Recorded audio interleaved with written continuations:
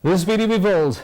I am SYED SHABAHAT and you are watching Faultlines. This is our last show for this year 2023 as New Year is starting very soon. But the government of Pakistan has formally announced by the Prime Minister himself that there will be no celebrations of the New Year as the state of Pakistan feels the pain of the children and innocent people being brutally killed in Gaza's Strip by the Israeli forces. As of now, when we are doing this show, more than 21,000 people have been confirmed as died, as martyred in this act of brutality, two-thirds of which are women.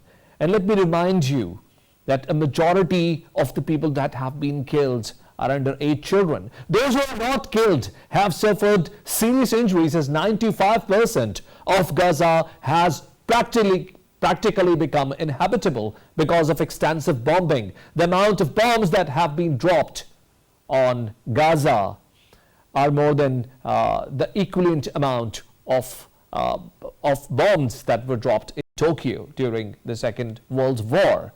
And the brutality still continues. State of Pakistan has also announced that it feels the pain of the people of Gaza and will be sending more aid through Jordan and Egypt. But what exactly is happening in the larger picture, and how does Pakistan feel the pain of these people? For this very pertinent matter, today I have invited a unique guest. His name is Dr. Asad Noor, who is Vice Chair of Pakistan Palestinian Forum and has also contributed as a medical expert in Doctors Without Borders. Dr. Asad, I welcome you to my show. Thank you very much. Before we discuss the specifics, first of all, I want your comments on the statement made by the Prime Minister of Pakistan, who categorically said that there will be no formal and official New Year celebrations as Pakistan can feel the pain of the people of Gaza and particularly the innocent children that have been killed in this turmoil. Yes, definitely. I, as a representative of my association, I'm really pleased that at least this was the least we could have done. And as you know, that this is a humanitarian crisis, and this must have been done. And PM has done the right thing, in my opinion. Dr. Israel has imposed a complete siege of the territory. This is another problem that we are facing while the war has its own implications on the people. And to our knowledge, there is no water, there is no food allowed inside in this quagmire since 7th of October. So what would be the humanitarian situation inside this city or which used to be called City of Gaza? Yes, you see, you have to understand the purpose and intention of this terrorist state, which is known by Israel. They are basically just trying to kill everyone in Gaza. And this is apparent now. There is absolutely no doubt in it. So they don't care that whether the people are getting water. Instead, they are bombing the trucks which are carrying water. And they have no empathy, no sympathy for those people who are dying from their bombs, from their shells, from their tanks, from their, arms and ammunitions, and then they have stopped their food and water supply as well. So for the Israelites, it's no big deal. But for us, for us as a human being only, if we can just think of the state of affairs which is being run in Gaza, I think the United Nations must do something about it. Doctor, correct me if I'm wrong, more than 18 hospitals have been bombed down so far. And those that are operating partially do not have anesthesia, do not have basic medication, and they are conducting surgeries day in and day out without any anesthesia. I can't even get my tooth operated without local anesthesia. How would the situation be there when these surgeries are made day in and day out? You are a doctor yourself. I mean, it's terrible. We have talked to our friends who were there, who are working with Doctors Without Borders Association, and who somehow managed to cross via Egypt, and they are working in the hospitals and supporting and helping these human beings in crisis. And they have told us some very unfortunate facts about the situation you have just mentioned. This is one of the aspects. You just consider it that actually Israel has thrown Gaza. It was a very densely populated, a very good urban setup. a small city, but it was a very good urban setup, and they have thrown it back to the rock ages, where the doctors, the surgeons, they have the knowledge, but they don't have the equipment to run, and people are in a deep trouble and deep pain. It's very anguishing to see what is going on over there. There are no such, health related facilities left, I must say. Dr. If we see the numbers that are available on internet, the information that is coming through the filtered media channels of the West, they're telling us two things that are contrast in nature. One is that 95% of the housing units of the city of Gaza are partially or completely destroyed. And then we come to know there are only 21,000 people killed. Now, this is remembering that this is a city of 2.1 million people. So, does this maths make any sense to you? No, not at all. Not at all. Let me, put it logically towards our audience. Just imagine there were this much people you just mentioned, and all of a sudden Israel started carpet bombing the whole city, and on one end, the only end which is from the land end of the Egypt, nobody's allowed to go in Egypt, and then there is this end which is surrounded by the coastline. So either the people could have gone to the sea, which obviously they are being killed over there. There are destroyers and frigates standing by of the Israel, and they are killing everyone who is approaching that area. And Egypt is also not allowing them. So these numbers, how can we get these numbers when there is no internet, no infrastructure left to convey information? Even the government of Palestine, they are saying that they don't have the right number because they just cannot commute. They not cannot compute the whole situation because there is the West Bank is out of contact of Gaza. So I think that the killings are far more. And regarding you have said that they are just carpet bombing the whole area. There is a plan to it. If somebody can ask, then I'll definitely tell. Yes, that would be my next question, certainly. What do you see as the end game in Gaza? Because we are not seeing any sense of accomplishment in all of this. While an entire city has been dismantled to the ground, we don't see any logical conclusion or a logical end to this war. Now, Israel has its military in it, the aerial bombing is still taking place. Do you see any logical conclusion of this war in the line of your sight? First of all, in my humble opinion, this is not a war even. This is just a brutality going on. A war is amongst two equivalent opponents. There is no equivalence here. These poor people are just being slaughtered. And I might hurt some people by saying this, but the reason behind this is just I'm just saying this because I have got certain facts which are available on the most streamlined media of the world, in Al Jazeera and other channels, who are telling us now across the globe that actually Israel has started this war for the oil and gas reserves of Gaza, which are ample present in beneath the land and in the coastline as well. So this is not a war. This is brutality. They have just invaded an area. They want then because of their economic issues, and they just want to Doctor, become the biggest exporter. Dr. Sid, while doing some research for the show, I have noticed that on several occasions, United Nations tried to intervene to ensure ceasefire or to perhaps do some peace building or to have some intervention into this conflict. But unfortunately, every time it was shot down by the United States. While we all understand that Israel and US have some intricate relationship, but what can be the reason for such a blatant support despite the entire world condemning or the entire world having a negative feeling for what Israel is doing in Gaza? Yes, your question has many facets. All must be addressed. I must say, and first of all, United Nations has badly failed. And United Nations has failed, in my humble opinion, because the concept of the veto powers is, I think, against the essence of the very reason why the United Nations was formed. Because here you have certain powers which have played on the right side of the history, then there are some powers who played on the wrong side of the history. But even those who have played on the right side of history, every time, let's suppose, even then, this is a model which is equivalent to imperialism, in my humble opinion. So something has to be done against this veto power issue. So you see, whenever any member state has gone to stop the war in Palestine, uh, the states have vetoed it.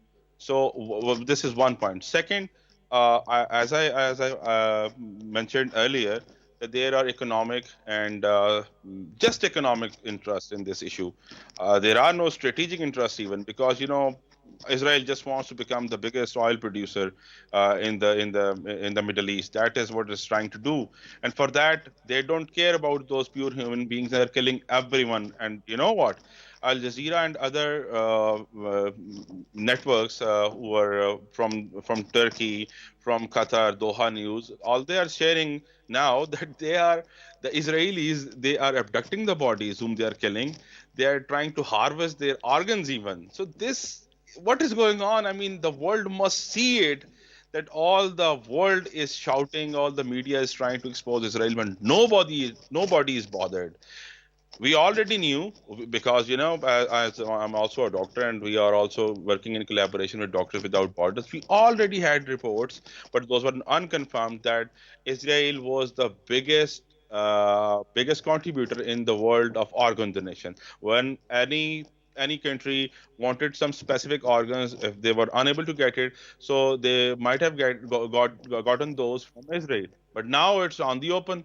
So two, three things regarding the natural reserves of Gaza and this spree of organ harvest by killing innocent people. This is no war. I must say it again. This is just a pure brutality, and this is going on even when in the last stages of the Ottoman Empire, all these powers, these so-called now world justified powers, they were at that time they were imperial powers, and they joined together to defeat the Ottomans so that they can particularly get this a piece of land where they are trying to build their so-called Greater Israel. One thing more, more, if you allow. The Jews were always living with us, the Muslims. It's not a Muslim Jew war. Nobody should misunderstand about it. The Jews were living peacefully ever since the dawn of Islam. There was no fight and no nothing. This is not anti-Semitism, whatever is happening over there. This is not. This is actually the Zionist regime, working in their economic interest. There is no religion involved. They don't care about Judaism, or whatever. Rather, I believe they don't know nothing about Judaism. Dr. Asad, don't you believe that with each passing day, the pressure is also increasing on Egypt, which so far has not opened its borders for the people of Gaza, who are stuck from all other sides, as there is Israel on one corner, and then we have the seashore on the other corner, and then there is the only land access is through Egypt. And many Egyptians have great sympathies for Gazans as well, because Gaza has remained a part of Egypt for quite a long time. So don't you think it's adding further pressure on Egypt, which might just not be accepting the reality that it might have to host 2.1 or 2.2 million people in its country? You see, there are two things regarding it. One is the socio-financial impact Egypt is going to suffer. But I'm really sorry to use the word suffer, because not every country is Pakistan, which has a big heart to always welcome their neighbors with a big and kind heart. And having said that, having done that, what Pakistan did suffer, you already know. There's no need to go into that. So obviously, the world countries, they already know the implication if such a massive flood of refugees would come across their borders. So what would be the effect? And even then, United Nations hasn't promised any support to Egypt, even, that if you can open your borders, then we would help, we will give you, the right amount of aids and infrastructure and support. So one point is this. Second is, I think that invisible fear in not only Egypt but other members of the, maybe our brotherly countries in the OIC, in the OPEC. There is this just invisible fear. in my humble opinion, these countries are so strong. If they can just simply boycott, and they can just cut the oil supply, or the gas supply, the LNG supply, this war would start finish. This war cannot continue if you can just stop supporting them by boycotting their materials in the market, stopping trade agreements, and stop giving them what is required to fuel their jets, what is required to fuel their tanks, and especially the arms and ammunition if any country from the west is giving them. So this war will end. It's not only. Dr. Asad, this brings me to a very important point of this conversation, and that is that many critics are of the view that Israel has tested the patience of the world and has successfully seen the implementation of the most brutal military operation it could have imagined by the wildest stretch of its imagination. Now, don't you think that once they are done with Gaza, similar operation can perhaps at any point in time be done in the West Bank as well to form that greater Israel which Netanyahu was waving a map of in the United Nations General Assembly? Israel will never be successful in achieving its this miraculous goal because it is impossible. The reason being is this is just not possible technically, but yes, they will definitely try to bomb West. They are already bombing it. We are not just getting the right information, but we have reports that they are bombing that area as well. So for them, it is not Palestine. For the West, those powers which are supporting Israel, it's not Palestine. It's the issue of Palestinians. They don't even recognize them as a free state or as a state, even. So the world addresses them even back in the days when one of the former president of the United States, he was addressing about the Palestine issue. He used to address them again and again as Palestinians, Palestinians. He never used them, address them as a state. So they think that there is only Israel, and then there are some small militias inside, and they can just go anytime, and they can kill them, and they can butcher them, they can do whatever they want, they can take their organs outside, and so this is very unfortunate. But this is not only the states which is responsible for this war. I must say that immediately the United Nations should send its peacekeeping troops inside Gaza and West Bank immediately, but they will never do it. Thank you very much, Dr. Asad, for being guest in our show. Ladies and gentlemen, this was Dr. Asad who mentioned his point of view, and he is of the view that this war will continue and will increase the atrocities unless the major powers of the world seriously put their foot down. He was not very hopeful with the United Nations. We'll take a break and we'll join you back with second segment of the program. Stay with us.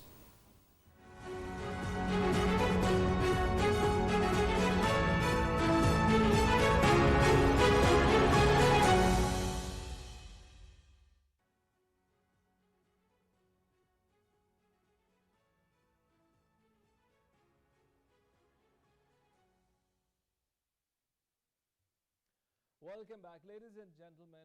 On the platform of this program, we have repeatedly been updating you about the developments that have been taking place between China and United States.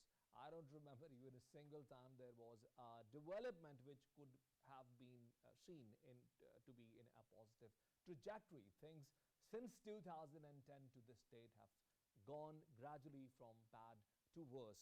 What has happened recently in November 2023 is that President Biden and President Xi Jinping have had a virtual meeting wherein they discussed about stabilization of the diplomatic relationship, which has broadly remained fraught during this period of time.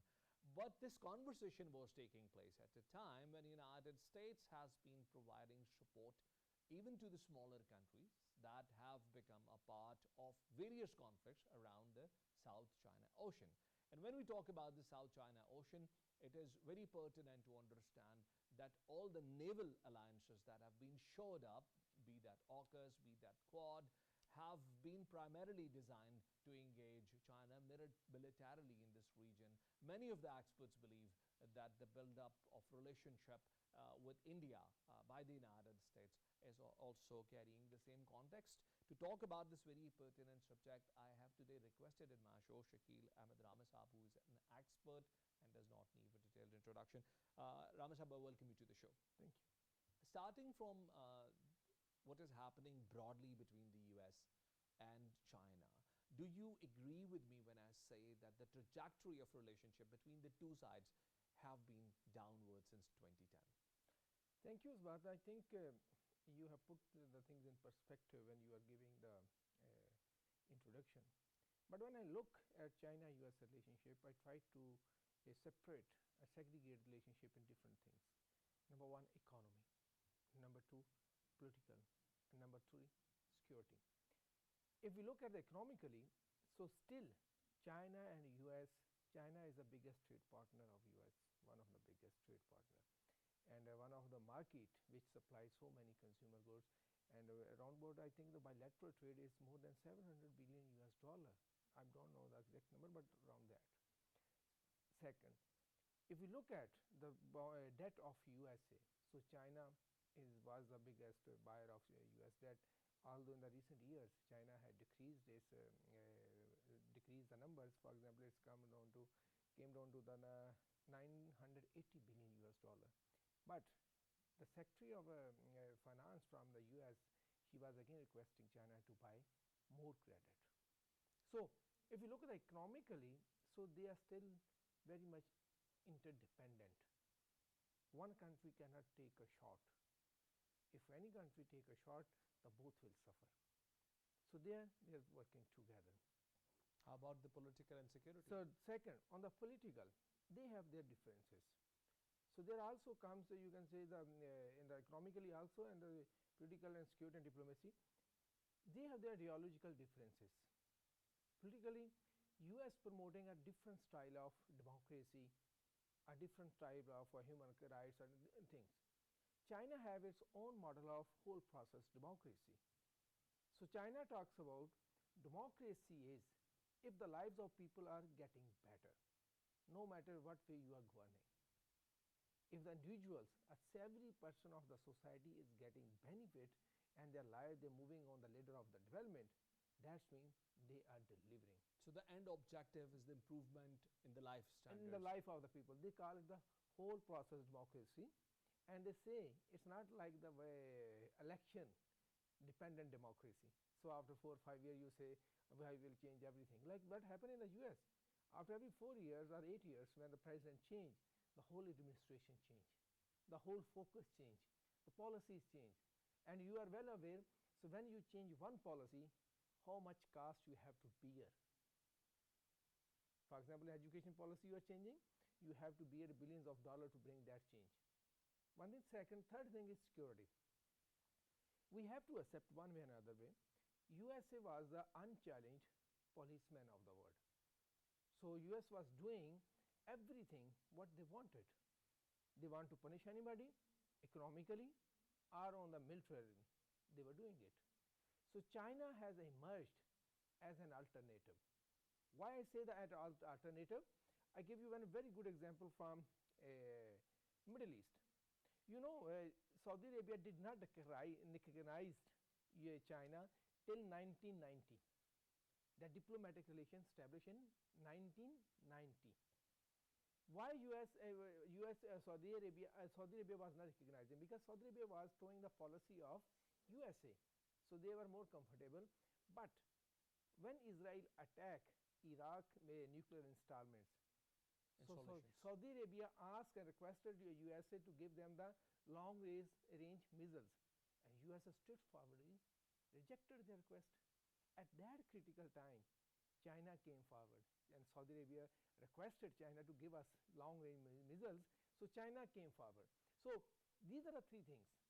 If we can look at these three things separately or jointly, we can find some questions. But you will find an interlinkage between them, and the reason I'm asking you this is because smaller countries that I think when we talk about the top navies or top militaries, they don't even exist in the list. Countries like Vietnam, countries like Philippines have been fortified, they have been geared up, they have been provided all the possible support to stand up against China in something that is an internal conflict or internal matter between the two sides. So don't you think it is going to make the relationship between US and China further strained? That relationship will continue, what I see in the foreseeable. You are right when you say the smaller countries. But there is a question, SBAHAT. What is happening in the Strait of Hormuz or something near the Yemen? So Yemen, they are openly blocking ships, they are doing other things. Is US able to take any action there? Even their allies like Germany, Denmark, Israel, so Israel is one of the most affected from there. So did they have this capacity to do that, to implement there? I doubt. Because you are not living in isolated world right now. So and there is not a single power, there are different powers are emerging. In this backdrop, the small countries from the Southeast Asian states, they can analyze what would be their fate. For example, you are talking about the Philippines, recently they have a new agreement. So where they have handed over 4 more bases to USA, so where US can go and stay everything. Interestingly, these are not all naval bases. It also includes Air Force base, it also includes the military bases. On other side, if you look at the politics within the Philippines, so their ex-president Rotter, he was convinced the US want to store nuclear weapons weapons of mass destruction there. So that's why he wanted to revise those things. And second and third thing which you did not mention, that is this Japan. I was about to come on Japan separately. Japan in 2022, and they have come up with their 2021 or 2022, they come up with their new security strategy. And you know how much they will be spending? In next 5 years, they will be spending almost US dollar 320 billion US dollar on their defense to import, to have the technologies from USA. USA is making a good deal from there. So they are already having made a few deals for the missiles, for other things. So they will be supplying the arms. So they have a good market. So their military industry complex will be able. So am I understanding you correctly that by the virtue of building up these alliances or providing support to these countries that have any sort of a conflict, United States is actually seeing the potential of these markets to sell new weaponry, and it does not actually intend any harm to China in this region? Exactly, they are doing it. They are making a lot of money. Tell Either me, it's like Philippines, either it's like South Korea. How many soldiers are stationed in Japan? More than 54,000. So who is paying for those soldiers? Japan. And how many soldiers are staying in South Korea? And you take the examples, they are making a lot of money. So they need, look, when we talk about the economic security, I always maintain, don't militarize economy. Otherwise, military industrial complex like of US will emerge and conflict will continue. These are the things which you have to correlate. They are making a lot of money from these conflicts. But if you talk about the direct conflict with China, these countries don't have that, they are not potent to that much, they can have any conflict with China. They're small countries. so what do you think will be the future of these alliances? Do you find them like, I'll give you an These example are of, allow me to finish my question. So as Australia was provided nuclear submarines to cause a direct threat to the Chinese in this region, do you believe this will create any sort of further discomfort, or will it just stay to be a symbolic, a showcase piece of diplomacy? And that, look, first you gave the example of what Australia has been buying those submarines. From this deal, you can pick the mind of the Western countries. Even they don't hesitate to betray their friends when it's come the business, because these submarines has to be provided by the France. And France is a part of Asia Pacific policy from the day one. And France was the country which was promoting Indo-Pacific region. They are not using the terminology Asia Pacific deliberately to foretold the policy of the USA. But when it's come to the economic interest, US did not care about their interest. And they snatched, literally they snatched from their deal. If you impact on the China I don't think so China it will bother much to China, because what mistake China made in the past, China not making now, because they have learned from their century of humiliation. They have covered all their borders and spaces where they can feel a security threat. One thing and second thing, if these small countries, if you look at their trade dependency on China and Chinese investment in those countries, and there the whole many Chinese are living in Australia, and what is the proportion of Australian agriculture and food market is dependent on China. So China is well placed to deter these things, but definitely these are the irritants. When you are taking the example, they saying like that China is not a good country, China is like that. These are irritants. If you talk about a Quad, I was just reading few days back. So when the India invited President Biden to attend this upcoming meeting of the Quad of the leaders, he is not coming. So if I look at these things, US know very clearly, if China fall, the global market will fall. China knows very clearly, very well, if the US fall, or even the dollar fall at this point of the time for the next 34 years, so whole economy, world economy will collapse. Ramesh Sahab, I would quickly bring you to the last question, which is very pertinent for not only us but also all the viewers of this program. We have been witnessing terror attacks. We saw once one attack in Gwadar, another attack in Pasni, slightly 2 different towns away. It's a part of district Gwadar. And we have found out concrete evidence that these attacks have come from elements hiding within Afghanistan. While China is trying to iron out its relationship with Afghanistan. So how do you see this going forward? Is it a deliberate attempt to sabotage Pakistan's largest investment project? And if so, what do you believe Pakistan should be doing in order to address these concerns? From the day one, so everybody knows that. So CPEC, it has its own opponents. And on the terrorism which you're talking about, this is not a new process, not a new phenomenon. It is happening, and so we know the which countries are involved. India, somehow they are they are partners from the other part of the world, so they are involved. Pakistan have the proofs. The problem at this point of the time is, so world is not ready to listen us, because they are patting India against China, although it will not be possible, but they are still doing it. Second, when the US was withdrawing from Afghanistan, so at that time I was writing about it. So for me it was a deliberate attempt to create a chaos in the region, because without settling the issues, without settling the government issues and the bilateral issues and other things, they just left Afghanistan on their own. So there was no government, and still the government which is in place, so the Western countries or other countries are not recognizing them, although US recognized them, because when they recognized them, that's why they were negotiating with them. No?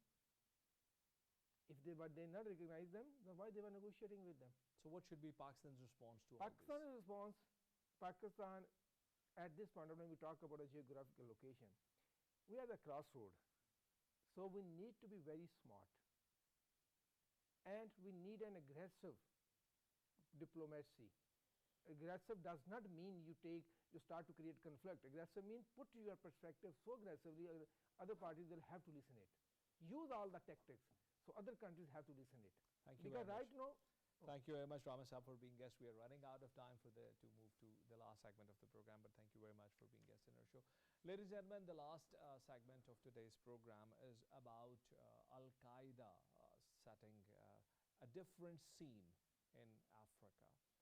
Al-Qaeda has recently released a video wherein they have threatened the Wagner group, which is very active militarily in various parts of Africa, particularly Mali, Libya and Sudan. They have threatened Wagner group for dire consequences and have declared apparently a jihad against Wagner. What is the significance of this issue? How will it affect the larger geopolitics of Africa? To speak about this very pertinent subject, I have invited Lucas Weber, who is an expert of this subject and is joining me from Canada on Skype. Lucas, I welcome you to the show. So tell me about this statement coming from the chief of Al Qaeda. His name is Yad Ghali, and he's the head of Al Qaeda's Sahel branch. What is the significance of this video statement coming? Thanks for having me back on the show. The fact that he appeared on video for the first time since 2017 is quite significant.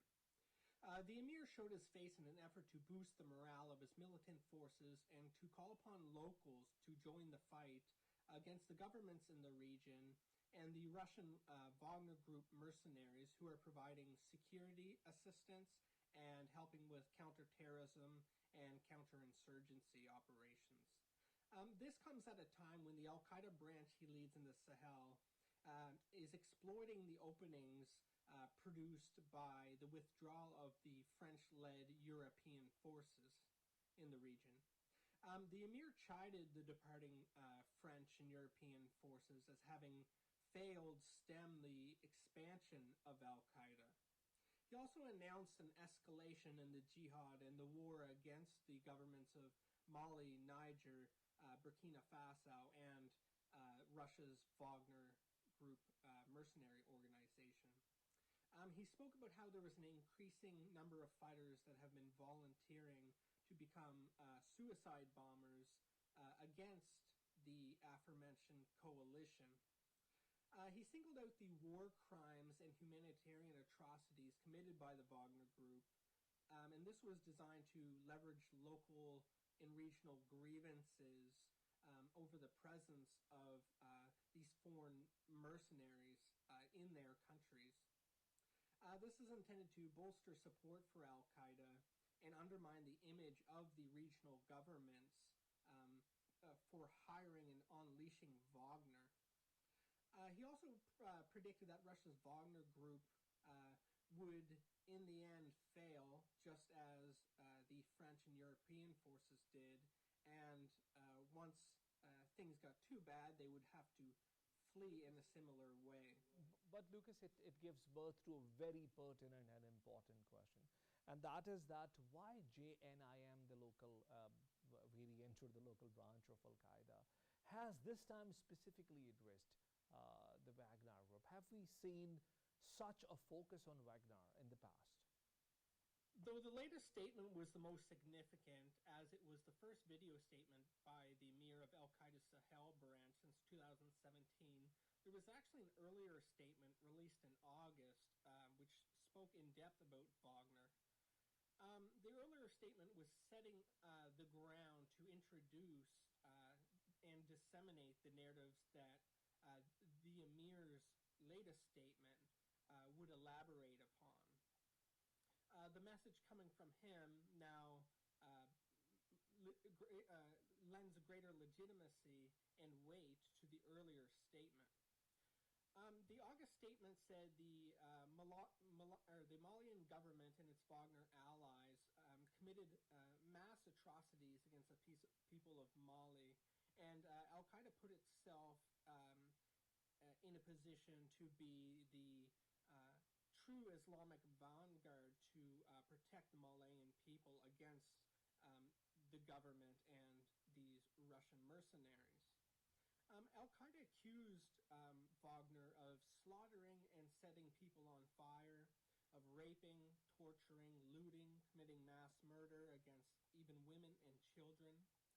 They also mentioned an incident where Wagner troops arrived by motorcycle and killed a number of people in a village. The statement then concluded by calling upon Muslims in Mali to join Al-Qaeda and wage jihad against the Wagner Group and Mali's government in order to put these oppressive policies and these violent actions and atrocities to an end. Lucas, in the past we have heard many of the heads of European countries as well as many independent think tanks telling us that due to whatever is going on in the Strip of Gaza, the anti-Western sentiment will be on the rise across the world, and some outfits can take advantage of it. So do you think Daesh or IS have taken, or Islamic State has taken any advantage of it so far, or do you believe them to take advantage of this anti-Western sentiment which is on the rise, particularly in Africa? The Islamic State poses a much greater threat than Al-Qaeda in terms of the incitement of violence in the West. The Israel-Palestine issue has been a core cause of the Islamic State since its official founding in 2014. Since the Hamas raid on Israel on October 7th and the subsequent Israeli bombardment and invasion of Gaza, the Islamic State has been attempting to exploit the resulting conflict and the sentiments produced by it to inspire its followers to commit acts of terrorism across the world and particularly in the West and against Jewish targets. They do this through the organization's central command apparatus, its branches, its affiliates, as well as legions of online Islamic State supporters who seek to stir up hostile sentiments throughout the Muslim world by posting photos of the aftermath of Israeli strikes on Gaza and whatnot. In its weekly newsletter, Al-Naba, the Islamic State urged its followers to attack Jewish neighborhoods in America, in Europe, and throughout the world. They also called for attacks on Jewish and Crusader embassies and diplomatic facilities. They've also called for attacks on synagogues, Jewish nightclubs, and Jewish economic interests, as well as just general attacks throughout the West. The Islamic State Khorasan province, which is the Islamic State's branch in Afghanistan and Pakistan, has been, aside from the Islamic State central media apparatus, they've been the most vocal in calling for attacks. And it is known that there has been a number of busts in recent months inside Europe that were connected to Khorasan province operators. Responding to these calls, there have been at least 2 Islamic State-inspired attacks in France and 1 in Belgium. And likewise, Islamic State-inspired plots have been foiled in France and across Europe at a fairly alarming rate. And Lucas, as we have already discussed IS now, what are your concerns regarding Al-Qaeda? Are they also making such calls for attacks? Yes, Al-Qaeda and its various branches have been releasing statements at a frequent pace, calling for violence in the West, particularly against American, French, and Jewish targets. It is important to note that Al-Qaeda has, since its nascency, been highly focused on Israel-Palestine conflicts and the U.S.'s unwavering support for Israel. These factors have been cited, for instance, as primary motivations behind the 1993 World Trade Center attack, the September 11th, 2001 attacks, and many other attacks across the world since. The October 7th Hamas assault and the resultant Israeli military and aerial response have once again galvanized Al-Qaeda, the organization, its branches, and its followers to produce another potent propaganda campaign that is intended to incite violence against Jewish and Western targets globally. Al-Qaeda and its affiliates have also endorsed specific acts of violence. In Montreal, Canada, for instance, there has been multiple shootings and firebombings aimed at Jewish community targets. A pro-Al-Qaeda media outlet, a propaganda outlet, released a statement celebrating these attacks and using them as an example for others who wish to do the same. And they also called for more attacks across the West. The main threat from Al-Qaeda, however, is likely from directed and coordinated official attacks that are planned directly by the organization, as seen in Paris in 2015 or Florida in 2019, rather than violence committed by its supporters in a kind of independent capacity. Thank you very much, Lucas Weber, for being guest in our show. Ladies and gentlemen, Lucas, in his conversation, reminded us that merely absence of violence does not guarantee peace. It might just be a pause before the violence takes over. We'll join you next week with another program. And until then, Allah Hafiz.